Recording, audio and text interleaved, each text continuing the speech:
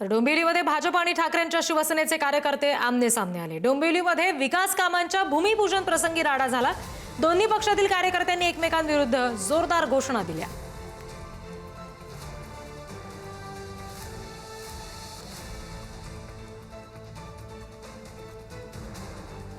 डोंबिवलीमध्ये हा सगळा प्रकार घडलेला आहे। डोंबिवलीमध्ये जोरदार राडा झाला। भाजप आणि ठाकरेंच्या शिवसेनेचे कार्यकर्ते आमने सामने आले। विकास कामांच्या भूमिपूजन प्रसंगी राडा झाला। दोन्ही पक्षातील कार्यकर्त्यांनी एकमेकांच्या विरोधात घोषणाबाजी केली आणि त्याच्यावरून गोंधळ झाला।